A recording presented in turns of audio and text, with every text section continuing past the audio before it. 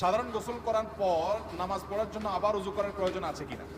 অনেক লোক আছে দেখবেন গোসল করার পর আবার নতুন করে উজু করে, আছে না নাই? গোসল শেষ উনি আবার গোসল করে উজু শুরু করেন। এটা একটা নিষ্প্রয়োজনীয় কাজ, কোনো দরকারি কাজ না, বেদরকারি কাজ। আপনি যদি সুন্নাহ সম্মত গোসল করেন তাহলে গোসলের সাথে বাই ডিফল্ট উজু অটোমেটিক হয়ে যায়, আলাদা করে উজু করার আর দরকার। সুন্নাহ সম্মত গোসল কোনটা? আপনি গোসলের জন্য যখন ওয়াশরুমে ঢুকলেন, প্রথম কাজ হবে শরীরে বা কাপড়ে কোনো জায়গায় নাপাক থাকলে সেই নাপাকটাকে ডলে আগে ধুয়ে ফেলা। ভালো করে ডলে পরিষ্কার করে ফেলছেন, আলহামদুলিল্লাহ, প্রথম কাজ শেষ।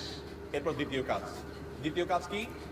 এবার দুই হাতের কবজি ভালো করে ধুয়ে কুলি করেন, নাকে পানি দেন, মুখ ধোন 3 বার, হাতের কনুই পর্যন্ত 3 বার ধোন, দুনো হাত, মাথা মাসায় করেন। অজুর সব কাজগুলো শেষ, শুধু একটা বাকি আছে, পা ধোয়া। পা ধোয়াটা থাকুক বাকি। এবার আপনি মাথায়, কাঁধে, শরীরে পানি ঢেলে গোসল করেন।